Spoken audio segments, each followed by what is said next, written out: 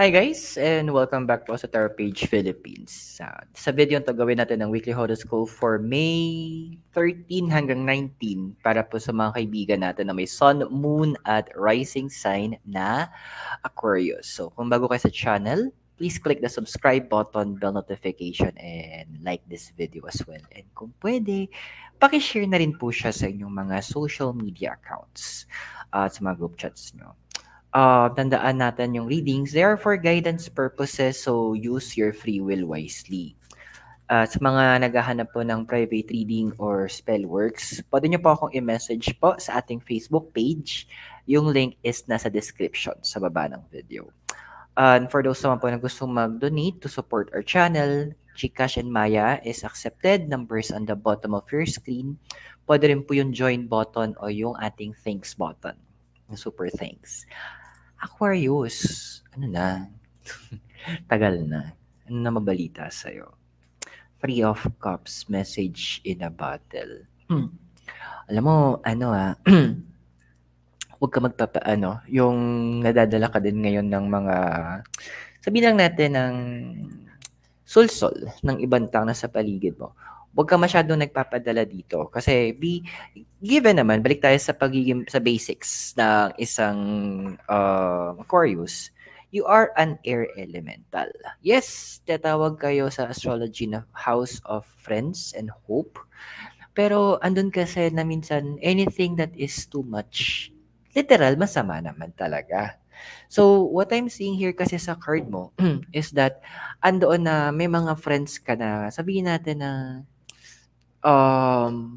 nandyan nandyan lang kasi meron sila mahihita sa'yo. Fino-fulfill nila yung yung longing mo ng acceptance for the meantime. Kasi meron silang, in a way, magbe-benefit sila mula sa'yo. At this point, the universe is advising that you need to be a little bit conscious or caution about it. Kasi, yun nga, benefit ang nangyayari. Sila yung yung tinitingnan nila ay may mahihita tayo kay Aquarius. So medyo kaibiganin natin. I-closeness natin si Aquarius. Although yes, andoon na ang relationships talaga give and take. Pero kasi hindi lang benefit ang nakikita ko dito eh. More on can take this as a warning naman.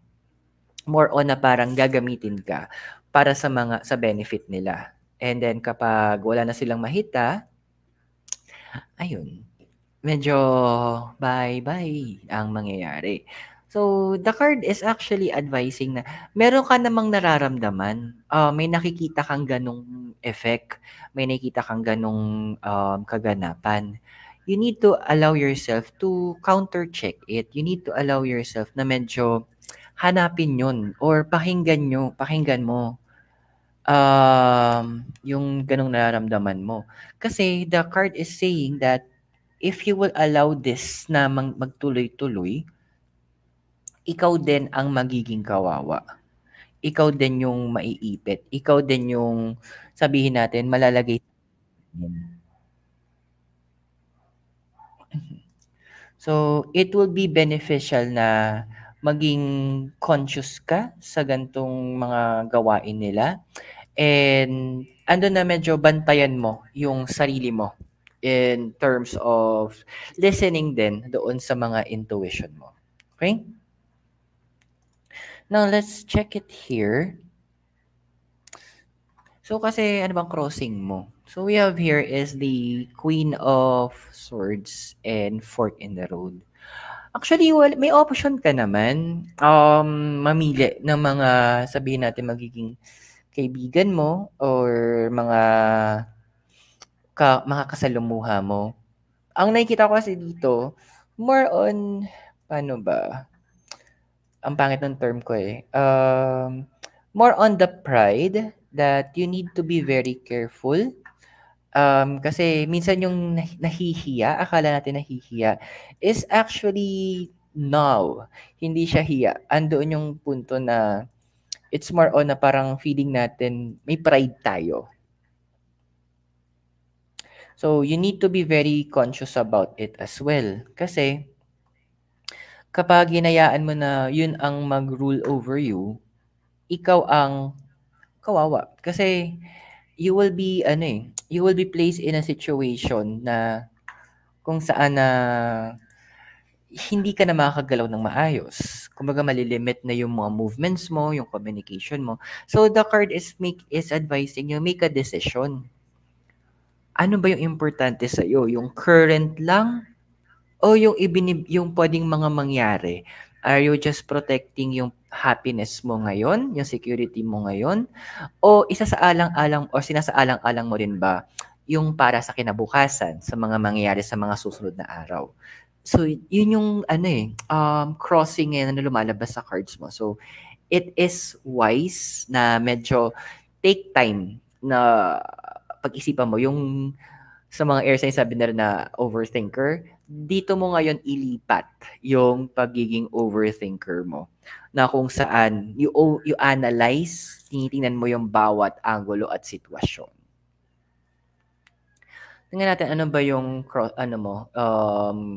wish mo or yung crowning mo. Crown card. The Fool. Tsaka Poise. Mahirap pa nga. Andun sa point ng hiya or may certain yung certain fear na iniiwasan mo na baka maulit yung ganto, baka ganto yung sabihin, yung ganto yung maging reaction. Yun yung mga iniisip mo din na baka mamaya yun yung kalabasan. So the card is advising na please kung nakikita mo na yung ganyong senaryo na nakikita mong pwedeng kalabasan, bakit hindi mo gawan ng paraan or hanapan ng solusyon para bago man mangyari siya, alam mo na may magagawan mo na meron ng pamamaraan para ma-prevent mo from happening.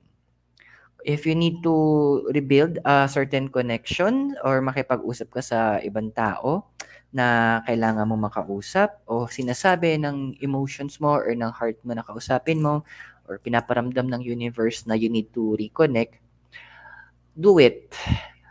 Pero alam mo yung since may fear na ganun, planuhin mo kung paano yung approach mo, paano mo sasabihin. Huwag ka iwasan mo yung sabi ng card of the Fool, iwasan mo magkaroon ng tinatawag na prejudgment na kung saan judge mo na yung tao na, ay hindi, ganito may reaction yan, ganito sasabihin, ganito ang kakalabasan ng usapan namin. I-remove mo kasi may tinatawag tayo na law of attraction. Yung sa law of attraction, kung ano yung nararamdaman mo, iniisip mo, sinasabi mo at ginagawa mo, yun yung realidad na tatawagin mo sa buhay mo. So don't let it happen. Kumbaga, dun pa lang sa level na kaya mong kontrolin mo na. Again, if you're finding it hard, nahihirapan ka na kontrolin yun, then hanapan mo ng paraan na kung mangyari man yun, meron kang backup. Okay? Let's see kung ano ba sinasabi naman ng foundation mo. So we have here is the High Priestess and the All That Glitters. Ayun na nga. All That Glitters. Dahil makinig ka talaga sa nararamdaman mo, I'm sorry, you take this as a warning and I hope hindi to mangyari. Kasi may parang may mga moments na napapansin ka ng ganong eksena na hindi mo gusto. It will be better na you need to build boundaries na with yung mga people na naging ka-close mo and medyo mag-observe ka kung talaga bang pwede kang magtiwala, talaga bang pwede kang makinig sa kanila, o ando na naman yung punto na meron silang sabihin natin na hindi magandang binabalak. Yung tinatawag natin na reading between the lines. Medyo intindihin mo yung sinasabi nila, the way nilang sabihin, yung salitang ginamit, yung intonation, maski yung pag-uugali nila, ikumpara mo ulit.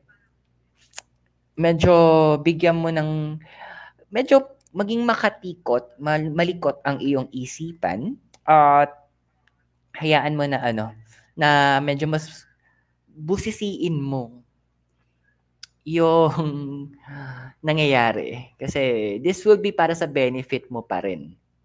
For your own protection kasi ako personally, medyo nababother ako sa pamasa ko.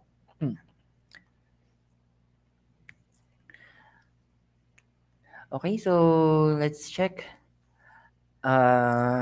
Wait lang, natin yung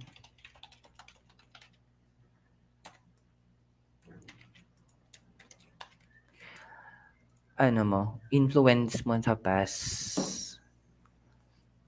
Meron tayo ditong Knight of Swords and round and round. Well, it's very important para sa'yo.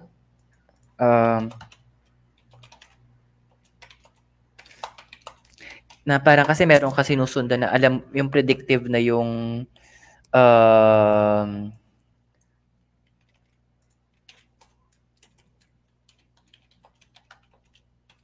yung mga mangyayaring ginagawa. Parang kumbaga mas prefer mo sana yung ganun eh.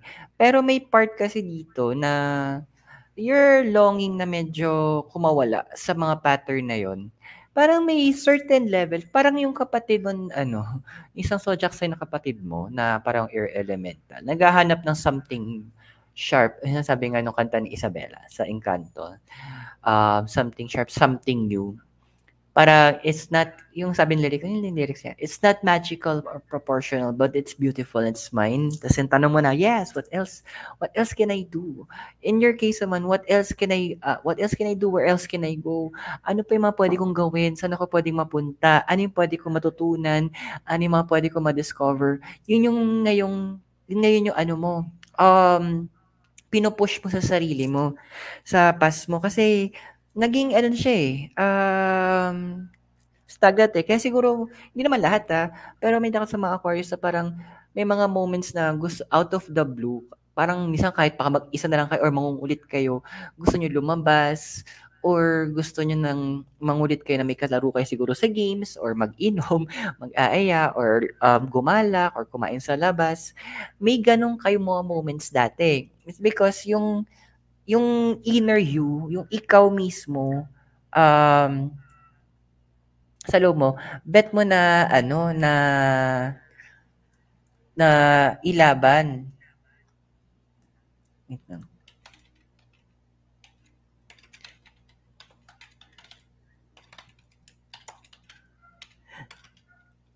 Yung sarili mo. So break away from the chain na. Break away from the pattern. Kumbaga, bigyan mo yung sarili mo ng pagkakataon to experience something different. Paalala lang, you only live once. So, huwag tayo masyadong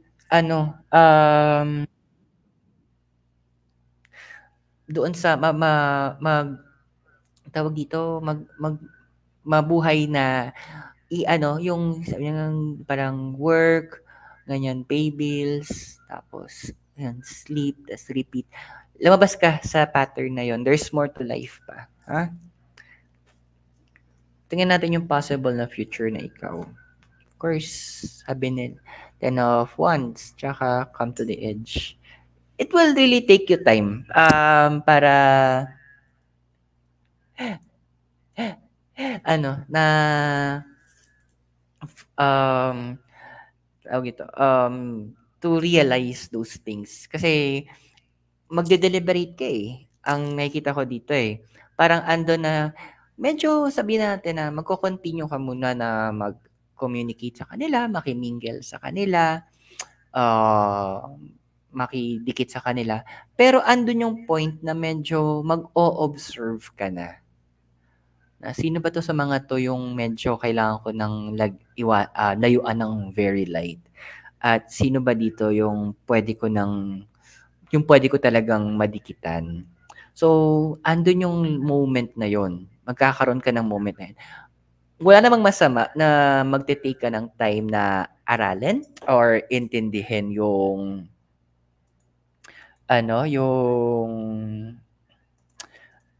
nangyayari. However, the card is also saying na huwag mo namang masyadong matagal kasi baka mamaya naman hindi mo na napapansin, nag-a-advance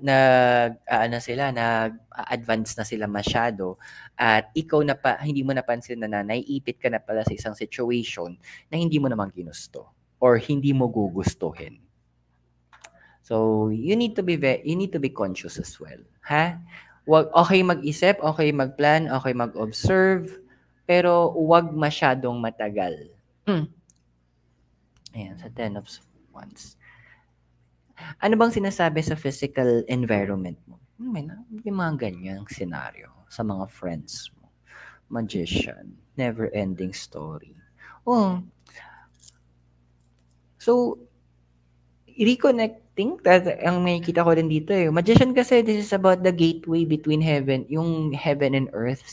Sa ibang card kasi, especially sa Rider, yung magician sa tapat niya 4 na elements, habang nakaturi isang kamay niya sa langit, yung isa naman sa lupa, na nagsisimbolize na siya yung daluyan ng pagpapala mula langit papunta sa atin.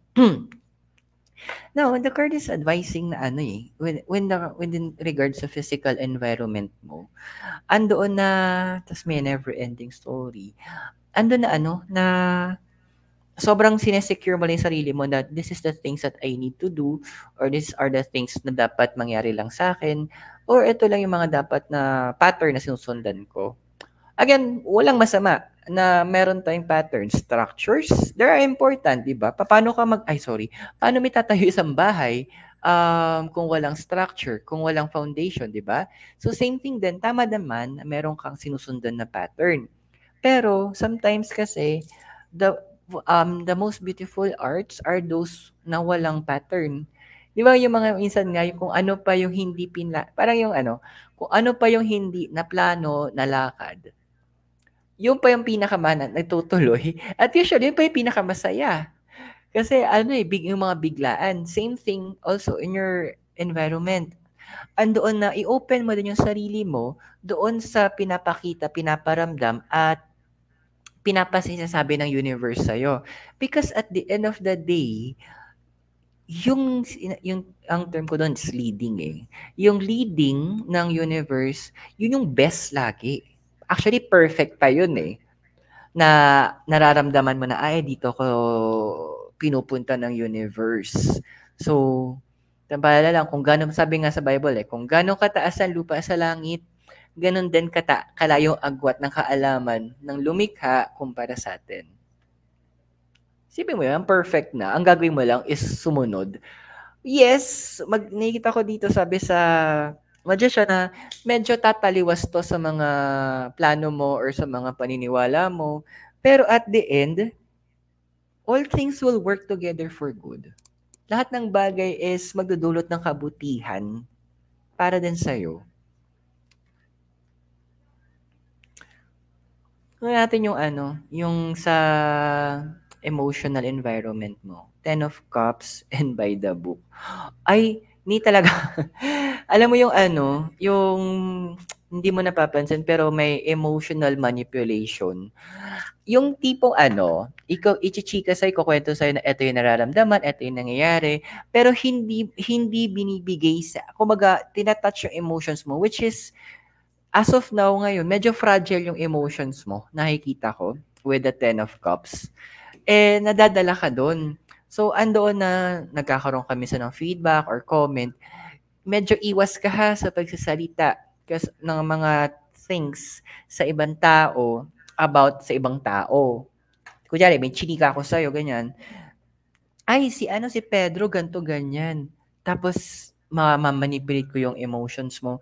Then, andoon na, na ikaw naman, for the comment, mag-feedback ka, in-note nila kasi yun tapos gagamitin nilang parang panlaban na resibo sa'yo in the future.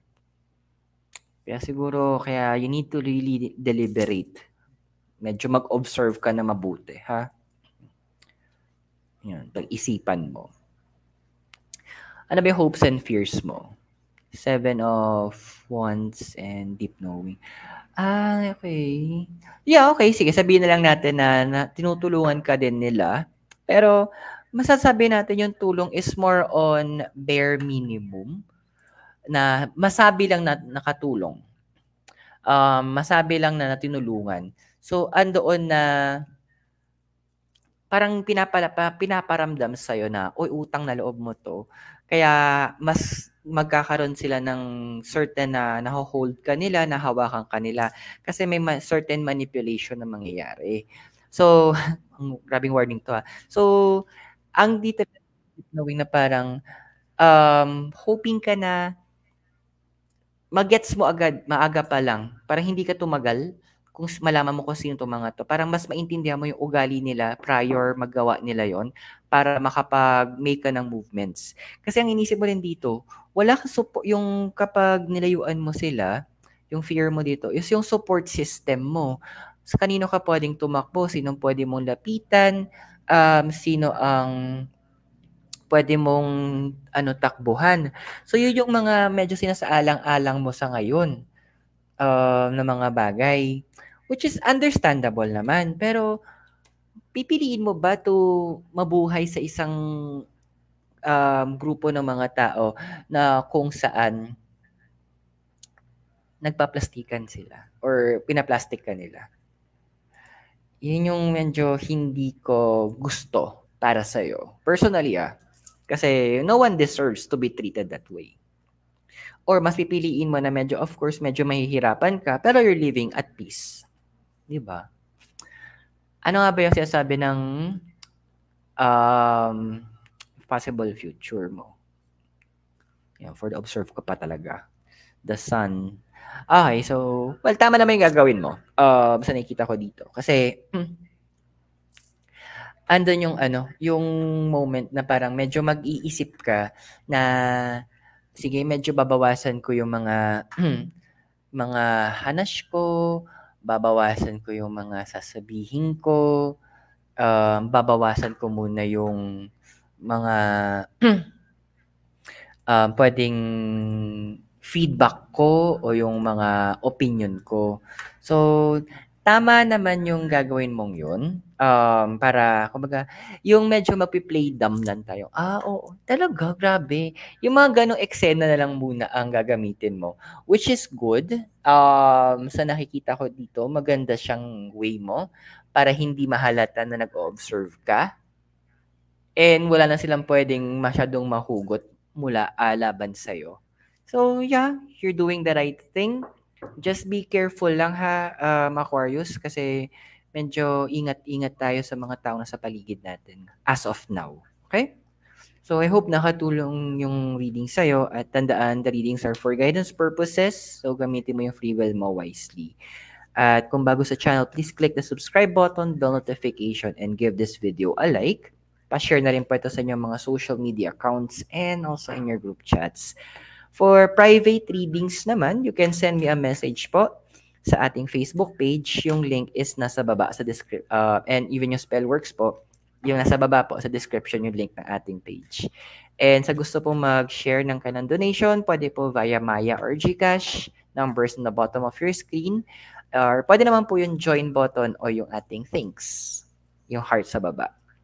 Aquarius, maraming salamat sa iyo. God bless, Namaste, Hare Krishna, and blessed be. At naway magkita-kita tayo very soon. And all the way here from Latinidad Benguet, you have a great day and keep safe. See you soon. Goodbye.